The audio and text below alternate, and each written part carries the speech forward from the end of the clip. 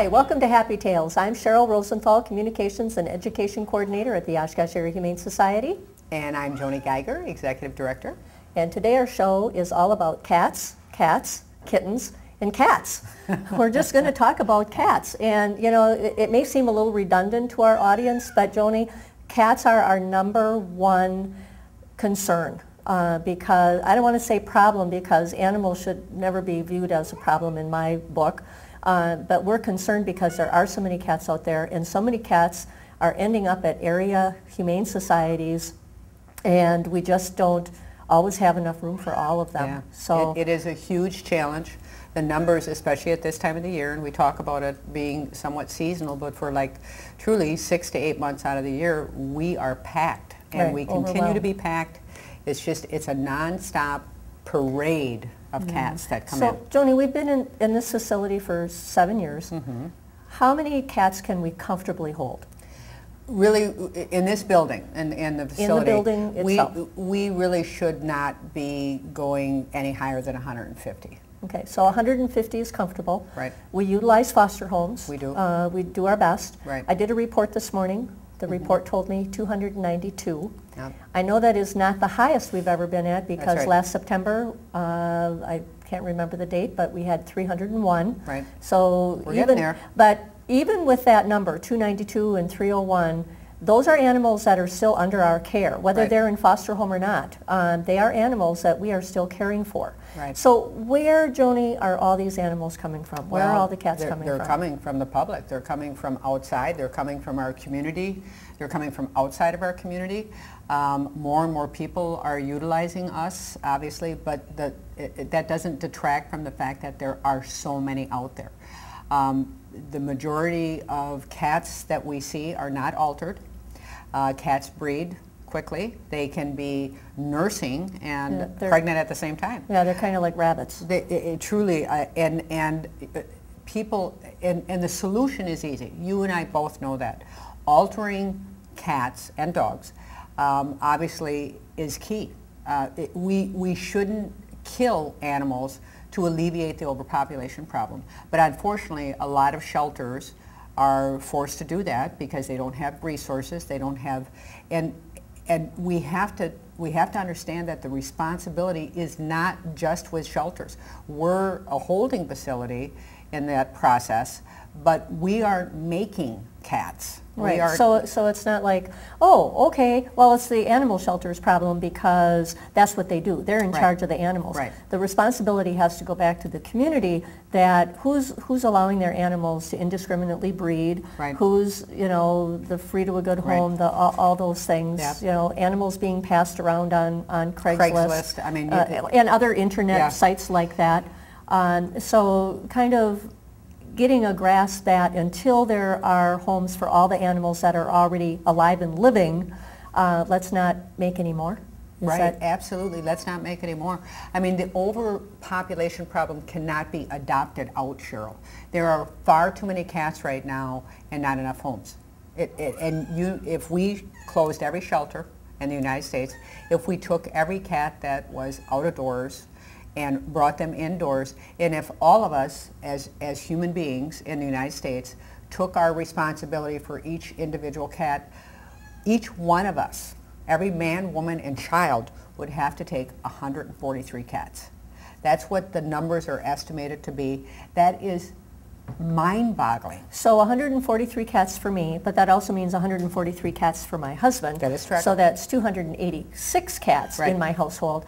I don't think I have room for enough litter boxes. Well, absolutely, and that's our point, is that we are not getting a handle on this.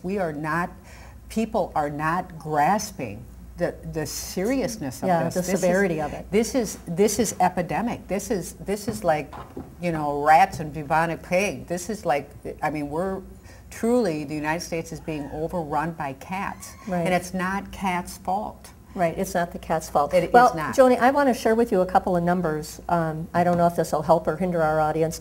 From June 3rd to June 9th, we took in 47 animals. 35 of them were cats and 12 of them were dogs. And I didn't realize that. I was very excited during that whole week of June 3rd to June 9th because I saw that we adopted out 35 animals. We adopted out 26 cats and 9 dogs. And kudos to our adoption staff for doing that. But then the downside was when I did the other report and saw how many animals we took in. And that is a daily thing. And so yesterday I took it upon myself to go through the numbers again. And from June 9th until June, what did I do here? June 18th, we took in 46 cats compared to 16 dogs. And we adopted out, in that same time period, we adopted out 23 cats. Right. So and that's so half. That's We half. doubled our population. But yeah, and doubled our population. And it just keeps going. And it's so, I can't blame our staff for, you know, when you see them coming in, because, you know, I'm looking at the adoption numbers and we're doing a wonderful job getting them out of there. But we could use more adopters. That's our number one need, adopters. But they just keep coming in. And Joni, what kind of animals, you know, we're seeing a lot of cats. Are these kittens? Are these adults? You know, are they? Cheryl, you're absolutely right. Things are, you know, we've seen a real shift now. Things have really changed. The economy obviously has had an impact on, you know, the animals that we're seeing. But it isn't just the economy. As you know, we're a life-saving shelter, which means we don't euthanize for space. So people like that concept. They're excited about that concept. But that also kind of people who might be considering giving up their cat, they're like, well, we'll just take it to the Oshkosh Animal Shelter because they don't euthanize for space. So we're seeing multitudes of older cats. We never, we've been, both of us, we've been in this business 20 years. We never saw older cats like that, never. It used to be very rare to see a 12-year-old or a 15-year-old cat come in. This is getting kind of more the norm now. And I think part of it is the medical part of it, you know, just that maybe people can't afford or choose not to address a medical issue with an older cat. I don't know really, but it's so sad. Talk about the emotional stress for that cat coming in at that age. Yeah, well, it's got to be mind-boggling. I mean, I have a cat that I've had since he's 4 weeks old. He recently turned 13, and I know that if he was in a shelter environment, he would probably be hiding. He probably wouldn't eat. Horrible. I don't know how he would adapt to being here because all he's ever known is our house and our routine. He doesn't have any health concerns. He doesn't have litter box issues. You know, but he would just, I'm not sure how he would do in a shelter environment, and I don't know if I could honestly put him through that. And I know that may, to our audience, sound crass, that I probably, if I had to give him up at the age of 13, knowing him the way I do, I probably would opt to have him euthanized rather than leaving him here. And you know, I certainly would probably try to rehome him on my own. But here again, there's so many out there. There just aren't enough homes for all of them. That's the thing that people have to think about too, is like, you know, how adoptable is a 13, 14, 15, 7, we have a 17-year-old cat in the building. How adoptable are they? I mean, especially if you put them next to a cute little 8 or 10-week-old kitten.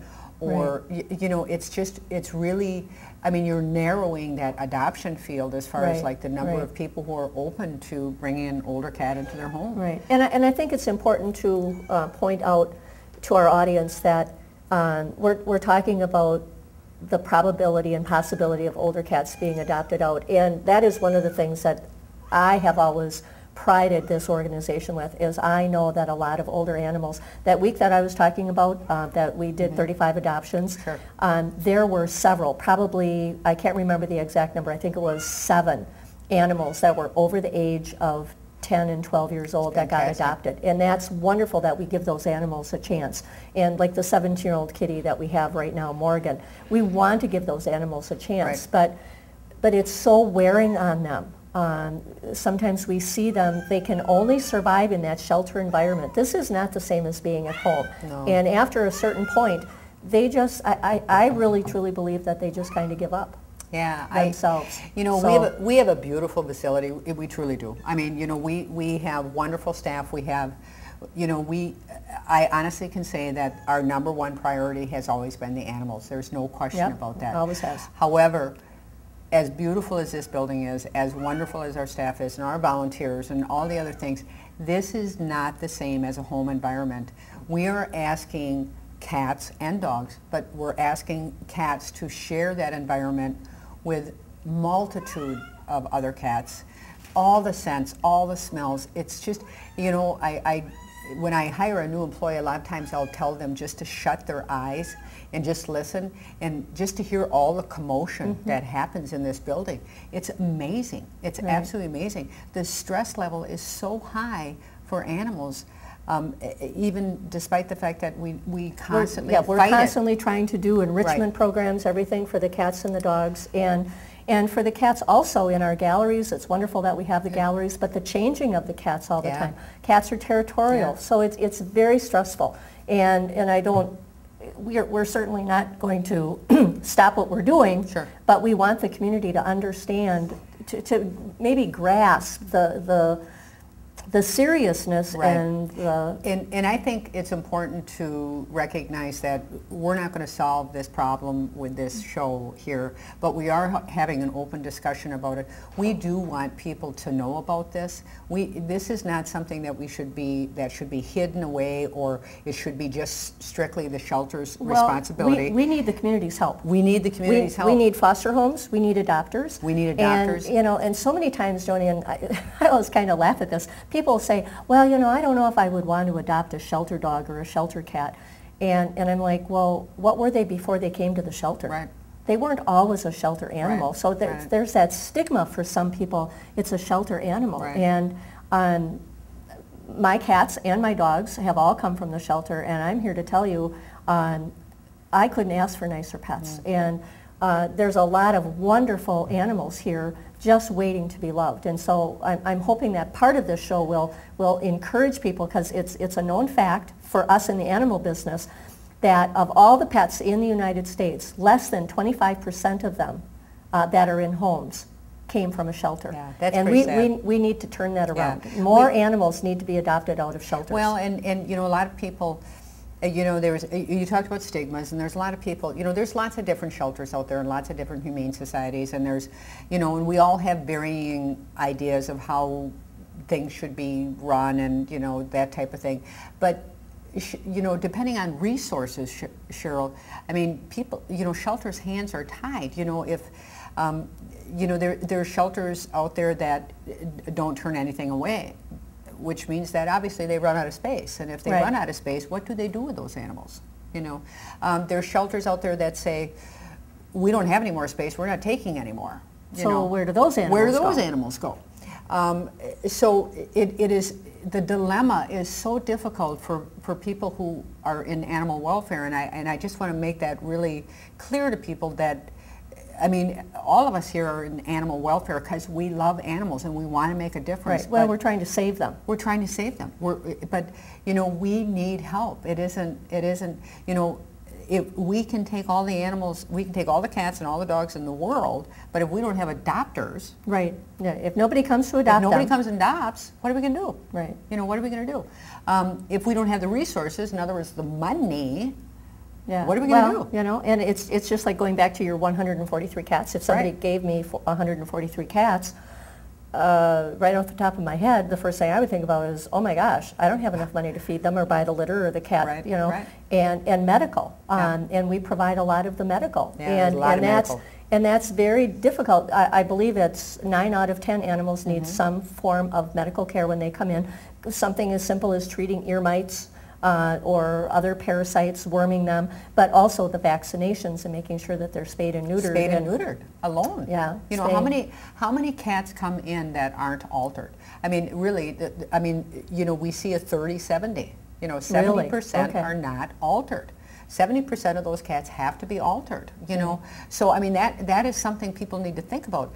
And those 70%, I pretty much can guarantee you, are adding to the overpopulation problem, you know, because they've been out there, whatever the case might be. But, you know, a lot of people think, well, my litter doesn't make a difference. My little 5 kittens that my female cat had doesn't make a difference. It does make a difference. Right. It absolutely makes a difference, because first and foremost, that's 5 homes you took away from shelter cats, okay? That also means that if you give those cats or sell those cats, and if those people don't alter those cats, then that cat may get pregnant or impregnate, or Right. you know, people have to look Right. at how Well, this and snowballs. Isn't there some statistic out there that in a 7-year period, an unaltered female and her offspring can produce 420,000?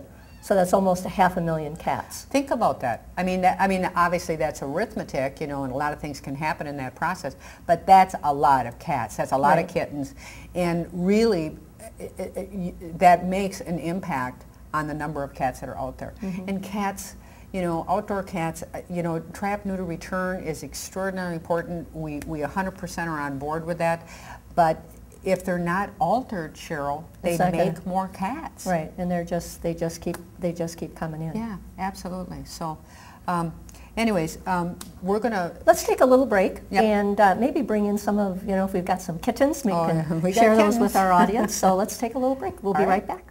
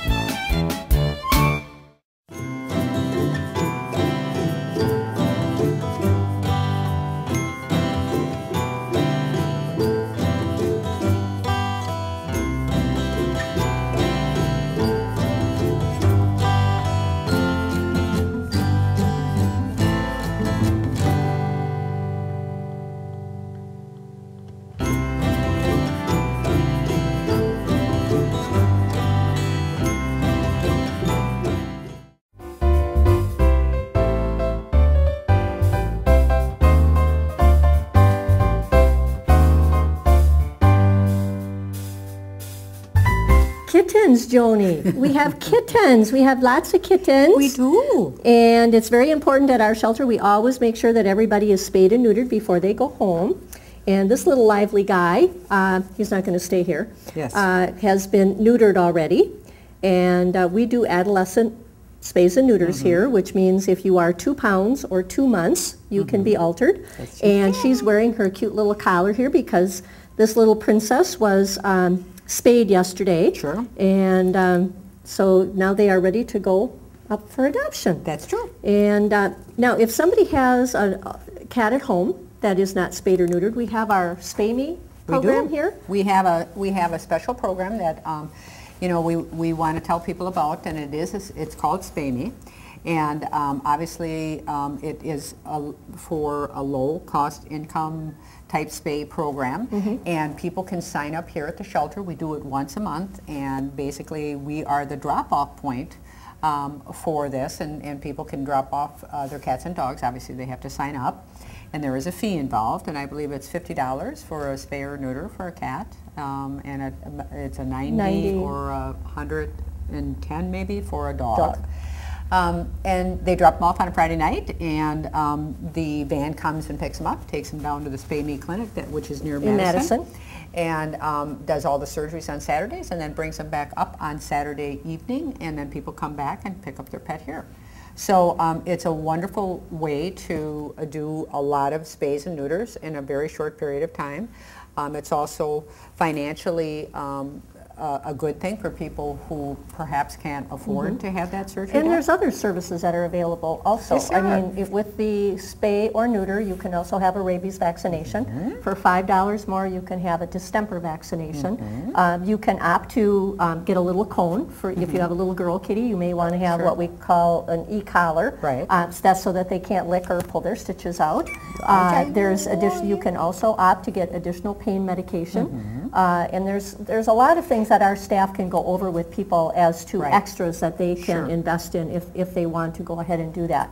But the most important thing is to sign your pet up for the spay-me clinic.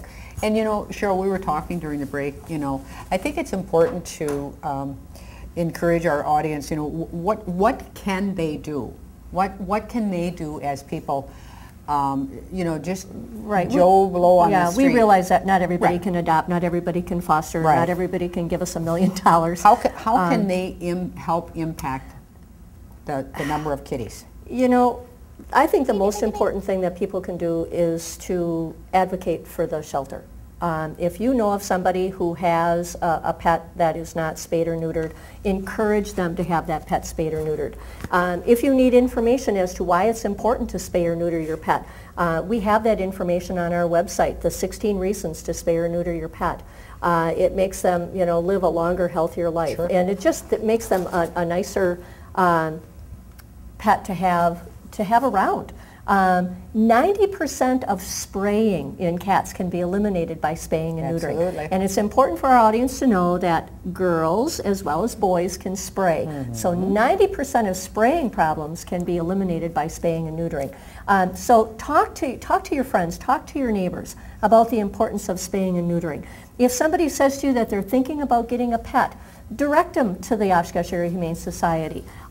We have a wonderful Meet Your Match program where we want to help make sure that people are getting a pet that is going to be good for their lifestyle and maybe fit with pets that they already have. And bottom line is, Joni, when you adopt from a shelter, you're saving a life. You save a life. There's no question about it, because you make room for one more. Well, so in reality, you're really saving two, because you're saving the one that you take home, and you're making room for one more to come in. Right. So, and it's absolutely true, Cheryl. I mean, it's always been that way. There's always, people need to understand that shelters, you know, they're there because they're trying to help animals. And if people want to help animals, that is the #1 way they can do that, is to adopt from a shelter. It is so important. And nothing would make us happier than not having any animals here at all. And that will never happen. There will always be that litter of kittens, or the dog that got away in the thunderstorm, or the person the person who passed away and there's no one to take care of their pet. So we'll always have animals, but to have the volume of animals that we see, especially during the summertime, it would be so nice to know that if there aren't any animals at the animal shelter, where are they? They're all in their homes, and that's our ultimate goal. And there's so many things that as a Humane Society we want to offer our community, and even if we don't have animals, we still have educational programs and other services that we provide to the community that I don't think there's really any chance that we'll ever actually go totally out of business. So. But let's talk about maybe the advantages of, you know, these guys are cute. You know what? But they grow up. Oh yeah, and they grow up in a matter of months. Truly. And let's talk about the advantages of maybe choosing an adult animal at a Humane Society. Well, so, one of the concerns of getting a kitten is if you have your heart set on a lap sitter, or you have a certain type of personality in mind, you don't know that in kittens until they're 6, 7, 8, 9 months old. They're just developing. So if you have your heart set on a particular personality, looking at an older cat, and we need to remember that cats really don't mature until they're about 3 years of age, so there's a lot of kitten left in that 1, 2, and 3-year-old, be it male or female. But when you adopt an adult cat, you've already gotten through the litter box training, the climbing and jumping all over and hiding and jumping out at you, those types of things. They're just more settled. Sure. And so it's more of, you know what you're getting when you're looking at an older cat. Right. And one of the advantages, now we don't know that with our stray cats, but when we get an animal in, if it's an owner surrender, if a cat comes to us, and a dog, who has had a previous owner, we take a very extensive history from that person. And I know that a lot of times people are concerned, well, I don't want, all that, I don't want that baggage. I don't want that baggage, or you can't teach them anything new. And it's like, yes, you can. Just like you and I don't know about you, but I'm still learning things.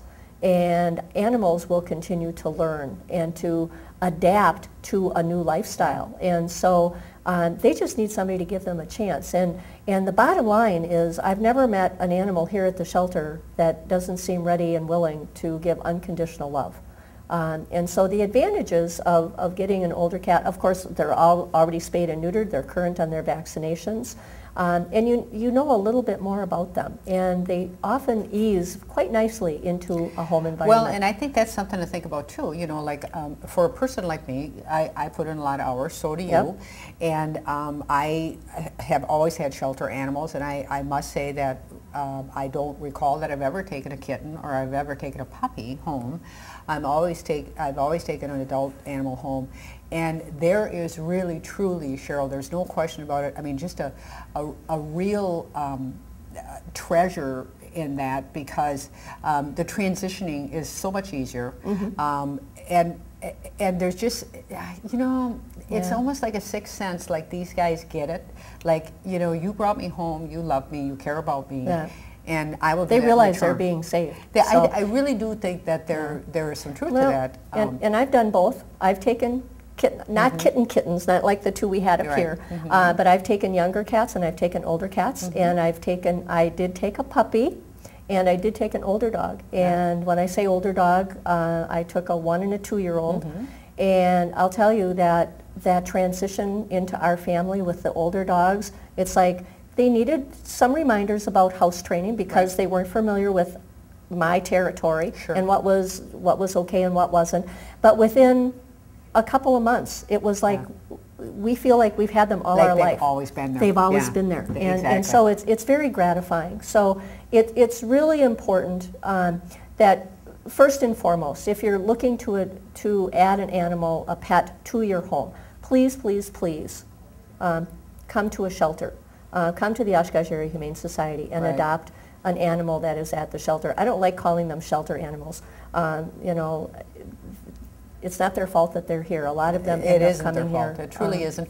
And it's a good thing, Cheryl, that we are here. I mean, in the sense that there are a number of situations where we are there to help, and if people have allergies or they need to move or they, whatever the reasons people opt to give up their pet, I mean, that's what we're here for. Right. And we don't begrudge that or feel badly about that, but the sheer volume of stray cats is mind-boggling. Right. It's mind-boggling. Right. Well, I would encourage anybody watching, if they would go on Pet Finder mm-hmm. and just look at the number of animals that are looking for homes. That'll give you an idea of all across the United States. Pet Tangle, of the animals looking for homes all across our nation. Mm-hmm. This isn't something that you and I are just making up. It's not exclusive to us. We just really want to hope that, I know that we did a lot of talking today and we put a lot of information out there, but we feel that it's really important to inform our audience as to what sheltering is all about and the obstacles that challenges that we face on a daily basis. Absolutely. And I hope that if anybody has never come to the Oshkosh Area Humane Society, come and see us. Come and find out what we're all about. Come and see our facility. Meet with the cats. Meet with the dogs. Meet with Joni and I. Meet with the staff. And find out what we're all about. So, all right. So until next time. Happy tales to you.